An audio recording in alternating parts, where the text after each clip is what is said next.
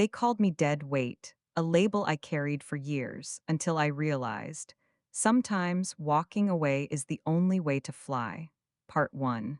The echo in the kitchen. That evening, I was folding towels in the kitchen. I heard them. Their voices were hushed, but I'd lived long enough to know when people were trying not to be heard. You need to say something, Clara whispered, her tone tight with impatience. Your mother can't live with us forever. She's not helping, she just takes up space. She raised you, Michael mumbled, his voice weak. That's not the point, she snapped. We've got bills, stress, and she just sits there all day. She's dead weight, I froze. The towel in my hand slipped onto the counter. Dead weight, I heard you, I said softly, stepping into the doorway. Clara flinched. Michael turned, eyes wide. Mom, that's not what she meant, he stammered. It is, I said. You just didn't think I'd be listening. They said nothing. I walked back into the kitchen, folded the last towel with shaking hands, and placed it on the stack. My heart beat steady, slow. But strong. I had lived through far worse than words. But still, some words stayed. That night at dinner, I spilled a bowl of soup. My hand trembled. Arthritis had been cruel lately, and the bowl slipped just as I set it down. Seriously. Clara hissed. Hot broth soaked the tablecloth, dripped onto her lap. I'm sorry, I murmured, reaching for a napkin. Before I could move, she slapped my hand away. Hard, then slapped my face. It wasn't the sting that hurt. It was the silence that followed. Michael just stood there. He didn't yell, didn't ask her what he thought she was doing. He just looked at me, then looked away. It was in that moment I realized he wouldn't defend me, not even against this. Then came the sound of a door opening. Mom? It was Anne's voice, my daughter, my youngest, the one I hadn't seen in over a year. She stood at the threshold, suitcase still in hand, face stunned. She had just come from signing her divorce papers. I knew this because she had called me 3 days ago, crying so hard she couldn't breathe. She saw my red cheek, the spilled soup, the way I was holding myself together with nothing but shame. Then she saw Clara, and she didn't hesitate. The slap echoed. Clara staggered back, stunned. You touch my mother again, and I will break both your hands, Anne said through clenched teeth. Michael jumped up. What the hell, Anne? You don't live here. You don't get to come in here and act like some hero. Anne turned slowly. You let your wife hit Mom and said nothing. You let her call Mom a burden and just stood there like a coward. She's not helping us, he snapped. She just takes up space, just like you, a divorced parasite who ran back to her mother the second life got hard. Anne recoiled like he'd hit her too. You're just like her, he spat. Both of you useless. That's when I stepped between them. Enough, I said. They both froze. I looked at Anne. You're not useless. Then I turned to Michael. And you're not my son anymore. His mouth opened. Nothing came out. I walked away, sat in my chair by the window. The one they all said I stared out of like a ghost. But I wasn't a ghost. I was very much alive, and I was done. Part 2, The Echoes of Giving. There was a time I believed that giving would guarantee love. That the more you gave, the more you'd be cherished. I believed that loyalty, when paid forward in silence, would one day echo back in warmth. I was wrong. I sold my house to help Michael buy his. It was a small brick home I had lived in since he was 9. The paint peeled on the porch. The plumbing was stubborn, but it was mine. Bought with every graveyard shift, every penny I saved by mending clothes and skipping vacations. That house saw me through widowhood, through Michael's college years, through the hardest winters of my life. When he and Clara were expecting their second child, they came to me with wide eyes and hopeful tones. There's this perfect house, Mom, Michael said. Good schools, a yard, room for everyone, but we're short on the down payment. I didn't even blink. How much do you need? They said a number. I wired it within a week. I didn't ask to be on the deed. I didn't want them to feel burdened. Just a home for the babies, I told myself. They'll know what this meant. They didn't. I moved into their guest room, a space between the laundry and the garage. No window. A mattress on the floor, but I told myself it was enough. I was close to the grandchildren. I could help, I could belong, and I did help more than they'll ever admit. I watched the kids every weekday. Pickups, drop offs, fevers, nightmares, homework, bedtime songs. I cooked dinner most nights, washed their clothes, repaired ripped backpacks, never asked for a cent. Then, one month, I noticed an envelope on the counter marked final notice. The mortgage, Michael brushed it off. Clara had to leave her job early. Things are tight for now, so I paid it, quietly. I set up a monthly payment to cover half the mortgage. Never told them. I didn't want to embarrass him. He was my son. Month after month, I paid, and they never asked where the money came from. Maybe they didn't care. Clara changed slowly. At first, it was small things, rolling her eyes when I offered to make lunch, correcting me sharply when I told the kids old family stories. Mom, don't confuse them, she'd say. They're learning a different way now. Then came the bigger things. I think we need more space, she said one afternoon, glancing at the toys cluttering the living room. Maybe if the guest room were open, we could turn it into a playroom. I said nothing, just nodded and gathered my knitting. Another day, I overheard her on the phone. No, she doesn't pay rent, but she eats, uses water, electricity. It adds up, and once while handing me a shopping list, she added, might be nice if you started picking up your own groceries. I mean, you do eat a lot of yogurt. Michael never said a word. When I looked to him for comfort, he looked away. The worst part? I kept trying. I baked her favorite bread even after she called my recipes dated. I folded her laundry when she left it in the machine for days. I sewed buttons on her blouses when they popped. She never noticed. And when she did speak to me, it was to remind me, you're lucky we have space for you. Not every family does. She said that more than once, as if the thousands I gave, the meals I cooked, the nights I sat awake holding her crying child, were all a favor I should thank her for. And Michael, my sweet boy who once built me birthday cards from macaroni. He just let her. He stood beside her. Silent, one evening I burned the rice. Clara walked into the kitchen, sniffed the air, and laughed. Well, I guess you really are getting old. Michael said nothing. I sat down on the back steps that night, the Florida heat pressing into my skin, and stared at the horizon until it blurred. How many times had I given them the last slice, the warmest blanket, the best part of me? I thought of the house I gave up, the porch swing, the daffodils, my name carved into the beam inside the pantry, right beside Michael's in messy fourth grade letters. Gone, given away. Still, I stayed because mothers stay, even when they're treated like furniture, even when their kindness is repaid with contempt, even when their name is no longer spoken with reverence but as an inconvenience. Part 3. The unburdening. But something had shifted in me the day Clara slapped my hand away from the soup. The moment her fingers met my face. The second Michael didn't move, that shift turned into resolve. And that resolve would lead me to do something I never thought I had the strength to do. I called the bank on a Tuesday morning. It wasn't dramatic. I didn't cry. I didn't even raise my voice.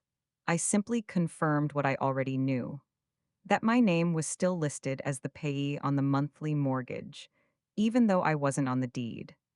Yes, Mrs. Harper, the woman on the other end was polite.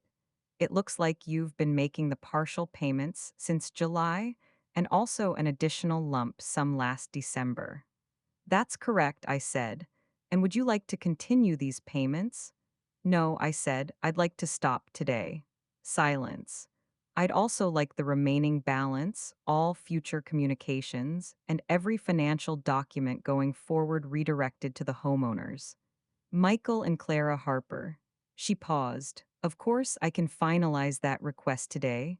Please do, I said, and email me a copy of the confirmation. I hung up, opened my laptop, and printed the letter the bank sent just 2 hours later.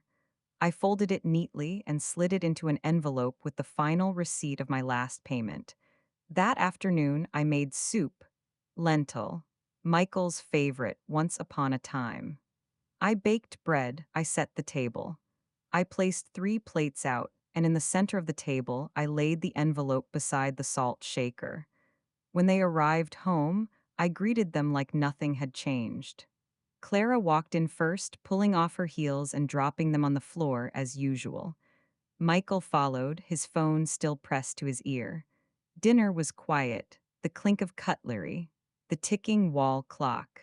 When the plates were nearly empty, I reached for the envelope and placed it between them. "What's that?" Clara asked without looking. I wiped my hands on my napkin. "That," I said, "is the last mortgage payment I will ever make." She blinked. "Excuse me," I turned to her. "I called the bank this morning. Told them to send everything to the legal homeowners. You too. From now on, all responsibility is yours." Her mouth opened, but no sound came out. Michael finally looked up from his plate. "Mom, I heard you," I said, "last week, in the living room." I turned to Clara. "You said I was dead weight." Clara scoffed. "That's not." "Yes," I interrupted, "it is. And now I'm removing the weight." Michael's face turned red. His eyes dropped to the table. "I've paid this house for 3 years," I continued. "Half the mortgage, the down payment, groceries, repairs. I've cooked your meals, raised your children. Stayed quiet when you rolled your eyes and turned away when you turned cold." I reached down, lifted my small suitcase from beside my chair, and set it upright. "But now, the givers are done giving." Clara stood up, her voice rising. "You can't just leave. What about the kids? You can't just drop this on us." "I can," I said, "and I am." Michael looked like a boy again, one who'd done something wrong and didn't know how to undo it. "Mom, please, let's just talk," he whispered. I turned to him. "My son, you let her slap me," I said, low and calm. "You let her call me names. And when your sister stood up for me, you called her trash. You stood behind her every time, even when you knew she was wrong." His eyes filled with tears, but not a word came out. "I'll be gone in the morning," I said. "You'll get the keys back. You can convert the guest room. Do what you like." "Where will you go?" he whispered. I smiled. "Where I'm not dead weight." Part 4. The journey to freedom. I wheeled my suitcase to the bottom of the stairs, climbed up slowly to gather the last of my things. A few sweaters, a photo album, and my late husband's watch. That night I slept like a stone. In the morning, before the sun rose, I brewed coffee for myself one last time in their kitchen. I placed my house key on the counter. No note, no goodbyes, just the click of the door behind me and the long, quiet walk toward freedom. I didn't tell anyone I was leaving. I packed what I needed: a week's worth of clothes, my birth certificate, my pension papers, the recipe box with my mother's handwriting, and the photo of Michael and Anne as toddlers in the backyard, mouths sticky with watermelon. I left the house key on the kitchen counter next to a cooling cup of coffee. One last act of routine. No farewell note. At 5:40 a.m., I rolled my little suitcase down the street to the bus stop, the wheels clicking softly against the pavement. The morning air was thick with quiet. A neighbor watering his lawn waved. I waved back. He had no idea I was disappearing. The Greyhound bus was half full. The vinyl seats cracked with time, the air stale but not unkind. I sat near the window and watched the city shrink behind me, the place where I had lived like a shadow in someone else's house. I didn't cry. There was nothing left to grieve. I rode through Georgia's sleepy hills into the warm breath of the South. Hours passed in silence. I ate saltines from my coat pocket. I wrote a few lines in my journal, then stared out at the endless fields. I thought about Anne, the daughter I hadn't seen in over a year. She lived in Sarasota now. Last time we spoke, she was whispering through tears, "I think I'm done. I just don't know how to leave him." I knew that voice. I had once used it myself. When I finally arrived, the air in Florida felt different. Softer, somehow, even in the heat. I stepped off the bus into sunlight and cicadas, my suitcase bumping behind me like an old friend. Anne lived in a modest apartment complex just outside town. I walked the last 2 blocks. Her building was beige, with chipped railings and a cracked sidewalk. I climbed the stairs to her unit, knocked twice, and waited. When she opened the door, her breath caught. "Mom," she whispered. She looked thinner than I remembered. Her eyes were tired, her lips swollen beneath a faint smear of makeup. She had always been good at covering bruises. She wasn't wearing her wedding ring. Neither was I, we just looked at each other. Two women worn thin from being quiet too long. Then she stepped forward and wrapped her arms around me. No words, just arms, just warmth. Just the kind of embrace you only give when something inside you breaks open. I held her for what felt like hours. We didn't need to explain. We knew. We had both survived houses where love had conditions, where silence was safer than truth, where the cost of staying was your own reflection. Inside, the apartment was small. One bedroom, second-hand furniture. The air conditioner rattling like it might give up at any moment, but it was clean. Lived in, real. I was just making tea, Anne said, wiping her face. I nodded, sat down at her kitchen table, and let her pour me a cup. There were no questions like, "Why are you here?" or "What happened?" She just placed the cup in front of me, sat across from me, and reached for my hand. And we sat like that. No explanations, no justifications, just two women who had finally come home to each other. Part 5. The untanglement. Anne didn't speak much the first few days I stayed with her. She moved quietly around the apartment like she was always bracing for something, for someone. She flinched when her phone buzzed. She kept her back to windows. And at night, even in her own home, she locked every door twice. I didn't push. I folded laundry while she worked late shifts. I made soup and left notes by her coffee mug. I swept the floor. I waited. One night, as the rain tapped gently against the window, we sat together on her worn couch. And she finally said the words I knew were buried deep in her chest. "He calls me garbage." I turned toward her, but she wasn't looking at me. She stared at the floor like she couldn't bear to see my face. "Not just when we fight," she whispered.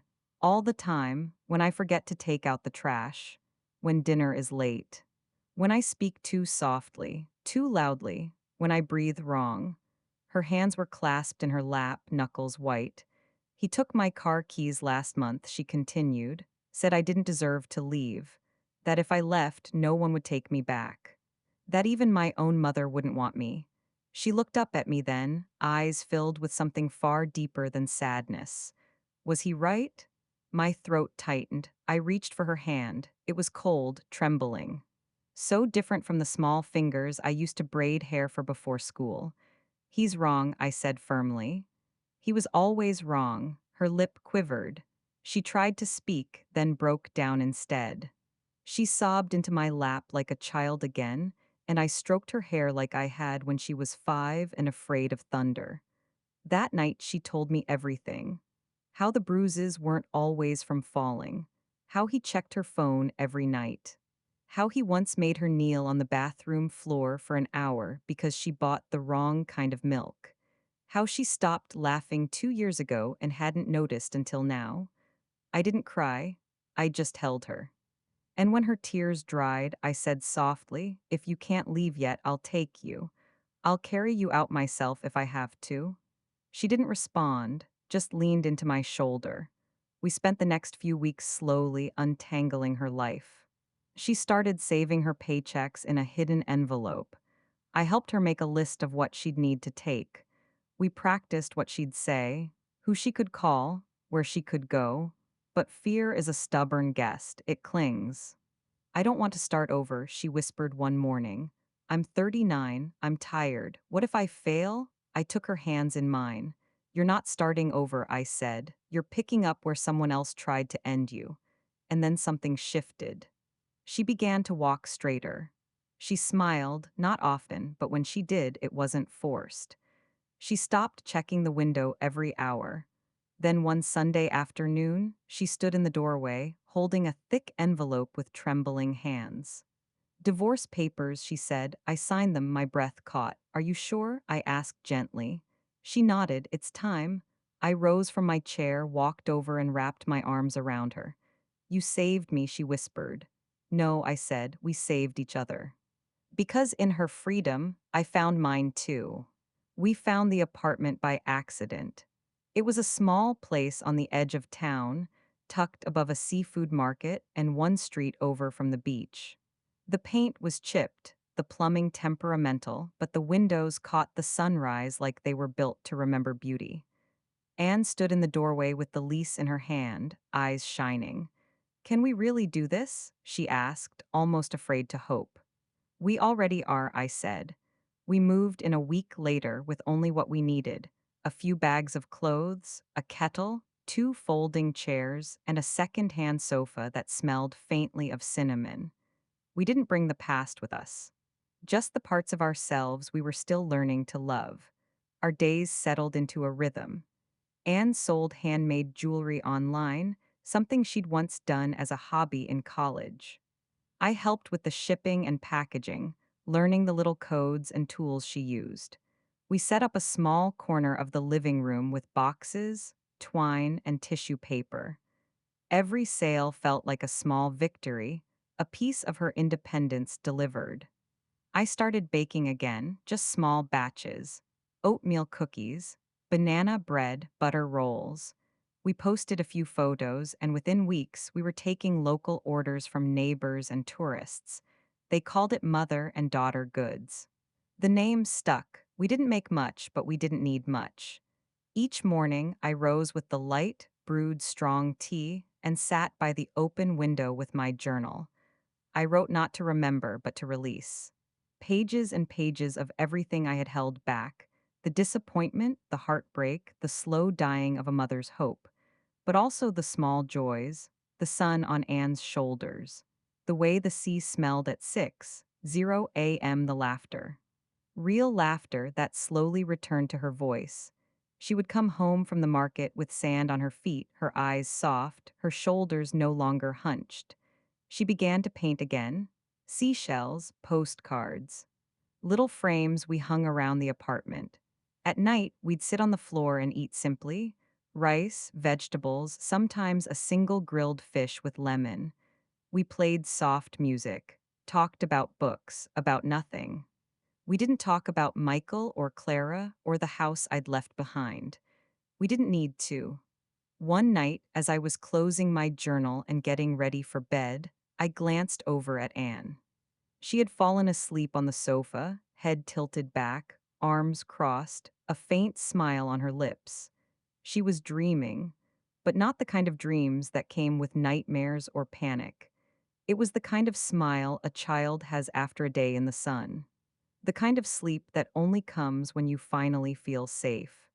And in that moment, watching her at peace, at home in her own skin again, I felt something inside me shift. I knew I had done the right thing. I hadn't just left a house. I had walked away from silence, from being unseen, from being needed only when convenient. I had chosen to live, not as an obligation, not as a quiet supporter in someone else's story, but as a woman who still had chapters left to write. I closed the light and whispered, "Thank you." Not to God, not to fate, to the part of me that refused to be erased.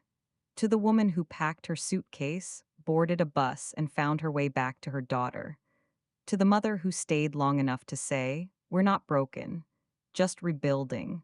And for the first time in years, I slept with no weight on my chest.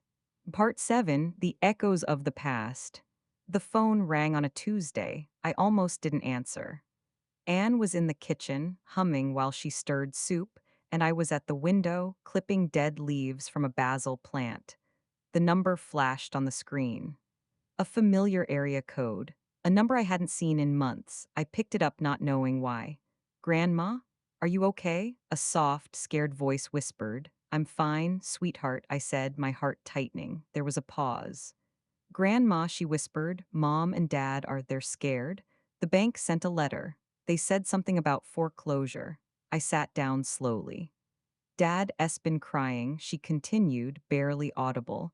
I heard them fighting last night. He said they're going to lose the house. Another pause. He said it was your house first. I didn't answer. Then the phone clicked. She'd handed it off. Mom? Michael's voice was shaky, older. He hadn't called me mom since the day I walked out. I'm sorry, he said, all in one breath. I should have stopped her. I should have said something. I was scared and stupid, and I thought we had time. I thought, why are you calling me now? I asked, not cold, just quiet. He didn't respond right away. I need help, he finally said. We need help. They're going to take the house. I tried to fix it, but it's too late. And I know I don't deserve to ask, but please come back. We can make space for you again. Clara. I laughed once, soft, sad. He stopped talking. I took a deep breath. Looked around the little apartment that smelled of lavender and lemon, where the walls were thin but the air was warm. Michael, I said gently. Do you remember the day Clara called me dead weight? His breath caught. Yes. Do you remember what you did? Silence. Nothing, I answered for him. You did nothing. And then you called your sister a leech. You stood by while I was humiliated. And now, months later, you remember I exist because the bank does too. He sobbed once. Mom, please, I closed my eyes. I was a burden to you then, I said, but I'm not anymore. And then I said it, the sentence I'd been saving not for revenge, but for clarity. I used to carry that house. Now I carry myself. He sniffled. What do I tell the kids? I smiled, though he couldn't see it. Tell them their grandmother's doing just fine. And maybe one day when they grow up, they'll understand what you didn't. Then I hung up. No goodbye, no promises, just peace. Part 8, Peace and Reclamation. Some mornings, Anne and I walk barefoot on the beach. She always carries her sandals, even though she never wears them. I bring my journal, though some days I don't write a word. We just walk side by side, letting the tide nibble at our toes, letting the wind take what's left of the past. There's a rhythm to the ocean that feels like forgiveness. Not for others, but for ourselves. We don't talk much during those walks. We don't need to. And Anne, she's healing in her own way. She laughs now, not too loud, but real. She sings when she washes dishes. Her bruises have faded, though the memory of them still lives in her eyes. And me? I plant herbs on the balcony. I send handwritten recipes to strangers who follow our baking page. I sleep without worry. I make tea in silence and enjoy every sip. Last week, a letter arrived. Real mail. The kind with a stamp and a little heart drawn next to my name. It was from Lily. She'd written it herself. Dear Grandma, it began. I hope you are happy. I miss you. I miss the smell of your cookies. I miss your hugs. I told Mommy and Daddy that. Mommy cried. Daddy went outside. I hope I see you again. Love, Lily. There was a drawing of us holding hands. Two stick figures in front of what looked like my old house. She had drawn a big smile on my face. I held the letter for a long time. The edges were crumpled, her handwriting uneven, like she had tried very hard not to mess it up. The S in hugs was backward, her G in grandma too big for the line, but it was her voice, clear and small and piercing, like only a child's can be. I didn't cry at first, I just breathed. I sat in the sunspot on the floor near the window and let the warmth settle into my knees while I read it again, slowly, line by line. Then I folded it, pressed it gently against my heart, and put it on the windowsill. But later that night, when the apartment was quiet and Anne was asleep, curled in her blanket, breath soft and steady, I read it one more time. And I cried, not out of sorrow, but release. Tears came for everything I had kept inside for too long, for every time I had bit my tongue, for the look on Michael's face when he didn't defend me, for the silence I had mistaken as strength. I cried for Lily too, because children always carry the weight of what adults refuse to fix. But I didn't regret leaving. And that's the difference between grief and guilt. Grief says, I miss what I loved. Guilt says, I should have stayed. I had carried both for years. That night, I finally set one down. The next morning, I got up before sunrise. I boiled water, sliced lemons, poured in a cup of tea she would find when she woke. Then I sat down at our little kitchen table and wrote back. Dear Lily, I began. I miss you too. My cookies still smelled the same. I've started growing basil and lavender, and sometimes I bake cinnamon bread just for the smell of it. The beach here is soft and quiet, and the seagulls are pushy little things that always want your toast. I didn't mention the house or her parents. That wasn't her burden to carry. She was just a child, and children deserve to feel wanted, not wedged between grown up shame and silence. I sealed the envelope and added a little pressed flower inside, a dried violet, one I had picked on a walk. I wrote to Lily, with love, in my neatest script. Even though my hand shook a little as I placed it in the mailbox, I thought of all the things I'd left behind and all the things I'd reclaimed: my voice, my dignity, my place. Epilogue. The women who bloom. For years, I had shrunk myself into corners, quieted my thoughts, convinced myself that being needed was the same as being loved. But it's not. Love doesn't leave bruises. It doesn't call you names in the dark. It doesn't slap your hand away when you spill soup or call you dead weight in the room you paid for. Love stays, love speaks, love sees. And now I walk under the sun with my daughter beside me, and not a single step is quiet. We are loud in our living, in our healing. Anne sells little jars of sand and poems on card stock, and people buy them not because they need them, but because you can feel her heart in them. She sings when she cooks, sometimes off key, and we both laugh so hard we can't finish our rice. We planted rosemary last weekend. She said it was for protection. I told her she didn't need protection anymore. She has herself now.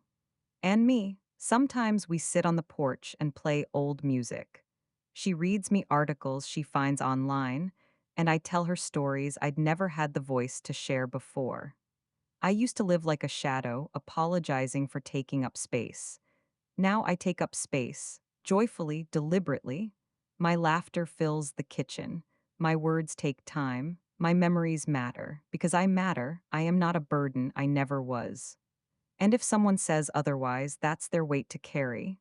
Not mine. Years passed, and the little apartment by the sea became more than just a refuge. It became a launch pad. Anne and I didn't just survive, we lived. We learned to say yes to things we'd once been too tired, too sad, or too scared to try. We took small road trips at first, just an old paper map folded too many times. A thermos of coffee that always tasted slightly of cinnamon, and the radio turned low, playing songs that reminded me of youth. We drove through sleepy towns with crooked porches, into hills where fog kissed the treetops. We visited the Smoky Mountains in spring, flowers blooming like they had something to prove. We wandered through Savannah in the fall, where the sidewalks told stories if you listened. And once, on a wild whim, we flew to Oregon just to see the lavender fields bloom, rows and rows of purple stretching toward the sky like it owed them something. We laughed in motel rooms with leaky faucets and thin walls. We danced under gas station lights when the music was just right. We took blurry photos with strangers and slept under stars in places where no one knew our names. We weren't healing, we were blooming. We became women who collected experiences, not apologies, who told stories, not excuses. Each place we went, Anne brought a new sketchbook. I brought my journal. In those pages, we didn't write about what we lost. We wrote about who we had become. She drew sunsets and bridges, hands and shadows. I wrote about the sound of her laughter, about the smell of a bakery in Mississippi, about the woman I saw in the mirror who no longer apologized for aging. Sometimes we mailed Lily postcards with no return address, just notes about seagulls and sunrises, stickers of fish, drawings of flowers. We didn't know if she ever got them, but we hoped. We had made a home from nothing. And for the first time in a long time, we felt rich. But the past has a way of chasing you, especially when it starts crumbling. One humid afternoon, I was kneading dough for a small batch of honey rolls. The window was open, the curtains fluttering, and the air smelled like salt and cinnamon. The phone rang. A number I didn't recognize. I let it go to voicemail. Then Anne's phone buzzed. Same number. Neither of us moved at first. Just looked at each other, then another call, then a voicemail, then silence. Anne finally picked up her phone, tapped the screen, and pressed play. It was Michael. His voice was different. Hollow. Urgent. Mom, Anne, it's bad. Clara and I, we made some mistakes. Gambling, some debts. We're being evicted. It's all falling apart. We don't know where to go. Please just call back, please. He didn't sound angry. He didn't even sound ashamed. He just sounded lost. I looked at Anne. She didn't say a word. She opened her phone, blocked the number, and set it down. I did the same. There was no rage between us. No glee, no revenge, just a shared stillness. A silence that spoke louder than shouting ever could. We didn't need to talk about it because the truth was simple. We had given them more than money, more than shelter, more than we should have. We had given them chances. We had given them years. We had given them ourselves. And when they had the chance to choose kindness, they chose power. When they could have stood up for love, they chose silence. Now they were drowning in the weight of their own making. And we had learned to swim without them. Sometimes I wondered if Clara still had the same tone when she spoke to service workers.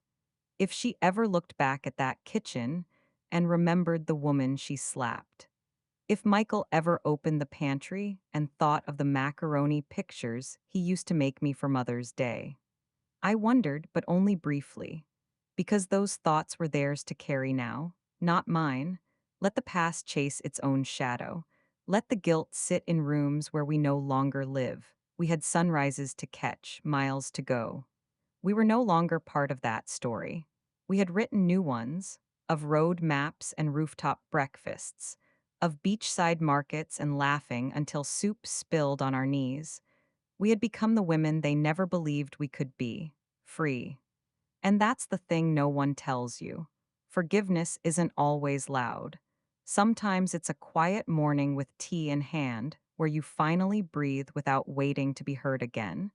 We forgave, not because they deserved it, but because we deserved peace. We just didn't return. There was nothing left to fix, nothing left to explain, and no one left to apologize to. If someone ever called you a burden, if they sighed when you entered the room, or looked past you when you spoke, or rolled their eyes when you asked for something small, I want you to stop whatever you're doing and hear me now. You are not too much, you are not in the way, you are not the reason things fell apart. You are not dead weight, you are breath, you are memory, you are presence. You are the one who stayed up when no one else would. The one who paid the bills no one saw, who kept the house warm, the meals hot, the doors open, even when your own heart was breaking. You are a library of love and labor, every wrinkle a story, every scar a receipt, every silence you've held a vault of strength. This world wouldn't survive without you.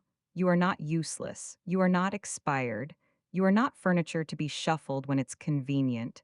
You are a witness to time, a vessel of wisdom, a survivor of silence.